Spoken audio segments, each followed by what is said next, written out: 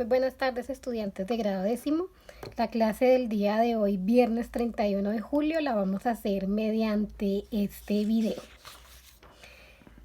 Estamos trabajando los óxidos. En nuestro encuentro anterior trabajamos los óxidos y la formación de los óxidos. Vamos a recordar que los óxidos se forman a través de la reacción de un metal o un no metal más el compuesto oxígeno. Su fórmula general lo encontramos como X, donde X puede representar el elemento metálico o el elemento no metálico, acompañado de la letra N, que son los subíndices que me van a indicar la cantidad de átomos que componen mi fórmula química.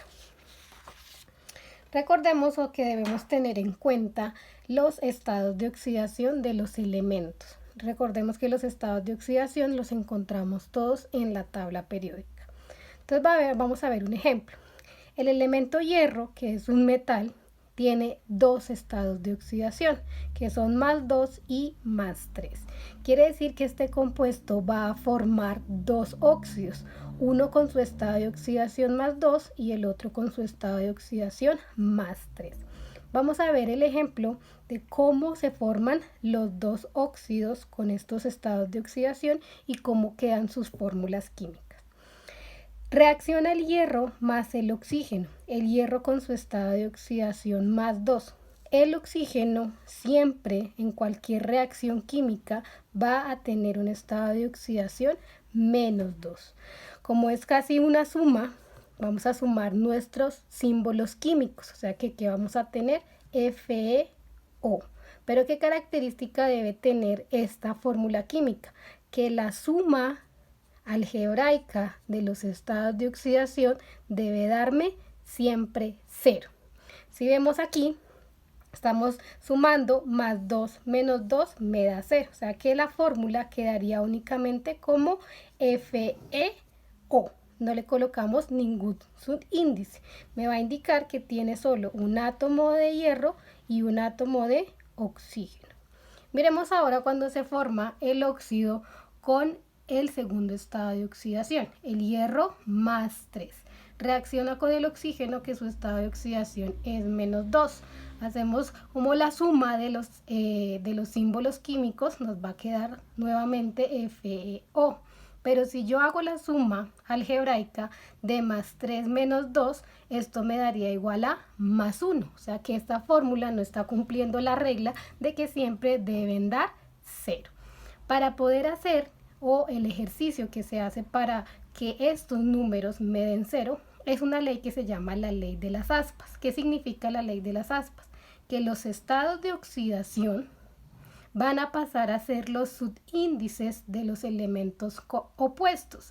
Entonces, este -2 va a pasar a ser subíndice del elemento hierro y este +3, que es el estado de oxidación del hierro, va a pasar a ser subíndice del elemento oxígeno, para que nos quede la siguiente fórmula, Fe2O3.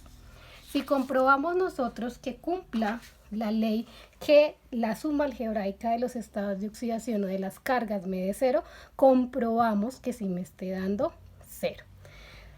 Multiplicando el subíndice por el estado de oxidación. Si yo multiplico 2 por 3 me da 6. Como es una suma algebraica, multiplicación algebraica, debo tener en cuenta los signos. Más por más, más. O sea que tendría +6. Acá tengo 3 por 2, 6. Más por menos, menos. Entonces hacemos la resta. +6 menos 6, 0. O sea que esta fórmula queda correcta porque sus cargas están dando 0. Miremos otro ejemplo. El aluminio es un metal que tiene un estado de oxidación +3. Otro ejemplo con el elemento aluminio. El elemento aluminio es un metal que tiene un solo estado de oxidación. Quiere decir que solo va a formar un óxido. Miremos entonces cómo queda nuestra fórmula. Reacciona el aluminio con el oxígeno, se suman los símbolos químicos, me va a quedar AlO. Hago la ley de las aspas para poder hacer el ejercicio que mis estados de oxidación den igual a 0. Este 2 que está acá pasa a ser subíndice del aluminio, lo coloco acá. El 3 del estado de oxidación del aluminio pasa a ser su índice del oxígeno. De esta forma yo puedo equilibrar las cargas. Compruebo el equilibrio de las cargas. 2 por 3, 6, más por más. 3 por 2, 6, más por menos, menos. Más 6 menos 6 es igual a 0. O sea que esta es la fórmula de mi óxido. Vamos a ver ahora un poco la nomenclatura de estos óxidos. Es cómo los vamos a nombrar y cómo los vamos a llamar. Existen 3 tipos de nomenclaturas, que son la nomenclatura tradicional, la nomenclatura Stock y la nomenclatura sistemática. ¿Qué tiene en cuenta la nomenclatura tradicional?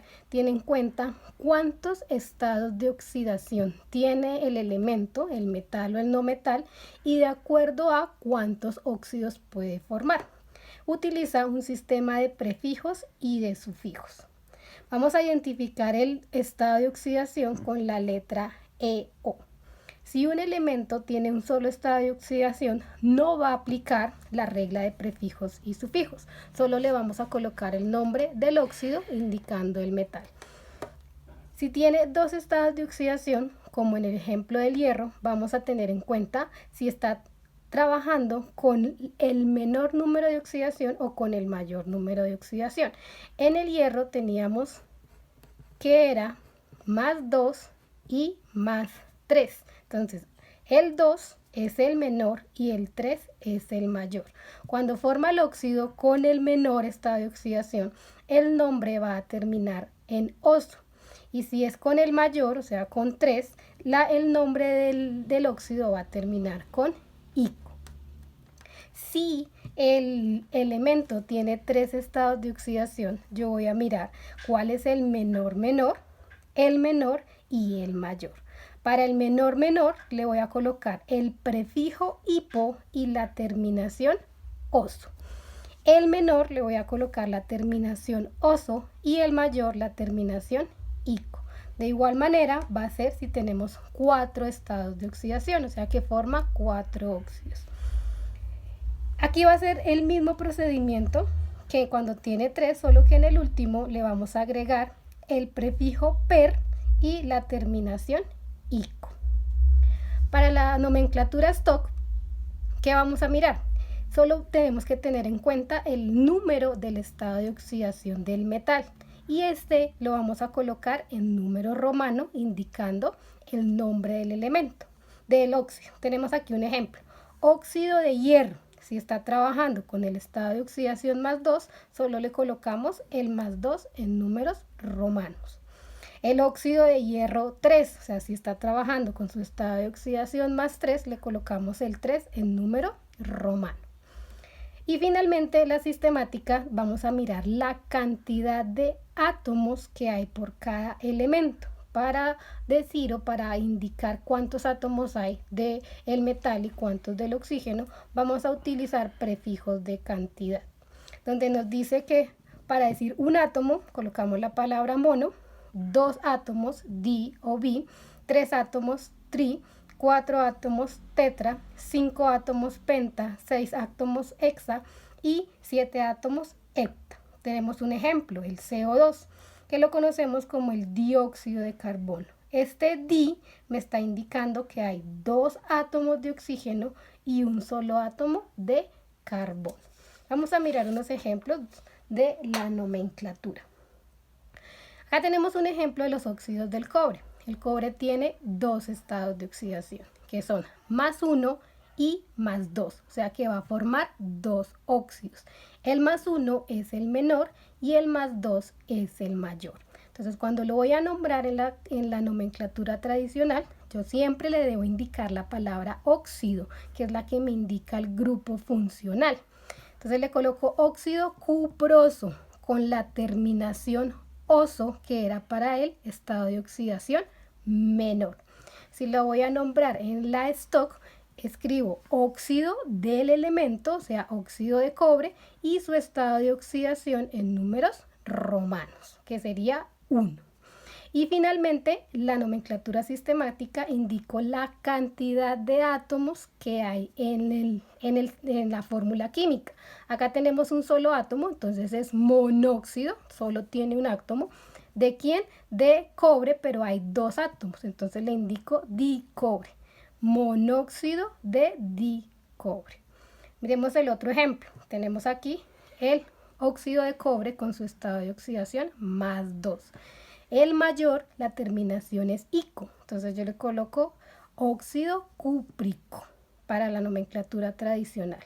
Para la nomenclatura stock, escribo óxido del metal, óxido de cobre y su estado de oxidación en números romanos. Y finalmente indico la nomenclatura sistemática. ¿Cuántos átomos de oxígeno hay? 1, entonces le coloco monóxido de ¿cuántos hay de cobre? 1. Acá le colocamos solo cobre, no hay necesidad de colocarle el monocobre. Cuando los elementos tienen un solo estado de oxidación, como era el aluminio, únicamente le colocamos el nombre óxido del elemento. En este caso sería óxido de aluminio. En este ejemplo que tenemos acá es el cloro. El cloro tiene 4 estados de oxidación. Tiene el 1, el 3, el 5 y el 7. Este lo conocemos como el número menor porque es el más pequeñito de sus 4 números. Este sería el menor, el 5 sería el mayor y el 7 es uno más grande de todos, sería el mayor. Entonces el primer óxido que se forma es el Cl2O. Si ponemos a analizar un poquito, vemos que está cumpliéndose la ley de las aspas. El 2 que estaba como el número de oxidación del oxígeno pasó a ser subíndice del cloro. Y este 1, número de oxidación del cloro, pasó a ser subíndice del oxígeno. Entonces tu fórmula está correcta. ¿Cómo los vamos a nombrar? Siempre colocando la palabra óxido. Recordemos que para el menor siempre colocamos el prefijo hipo y la terminación oso. Entonces yo le coloco el nombre óxido hipo, el nombre del elemento, clor, y la terminación oso. El óxido hipocloroso. Para la nomenclatura stock, óxido de cloro y su estado de oxidación en números romanos. Óxido de cloro 1. Para la nomenclatura sistemática, la cantidad de átomos. Monóxido, un solo átomo, de dicloro, 2 de cloro. Para el siguiente ejercicio, que se forma con el segundo estado de oxidación. Otra vez vemos que se cumple la ley de las aspas. Están intercambiando los estados de oxidación y se convierten en subíndices para que la fórmula quede correcta y dé 0 las cargas. Tenemos que es el segundo, el menor. Para el menor siempre va la terminación oso. Entonces aquí tenemos el óxido cloroso, terminado en oso. Si es la nomenclatura sistemática, es el óxido de cloro y su estado de oxidación en números romanos. Y si es la sistemática, es trióxido, porque hay 3 átomos de oxígeno, y es trióxido de dicloro, 2 átomos de cloro. En la siguiente está formado con el estado de oxidación más 5, que es el mayor. Cuando es el mayor, la terminación es ico. Entonces aquí colocamos óxido clórico con su terminación ico. Óxido de cloro 5, porque el estado de oxidación aquí es 5.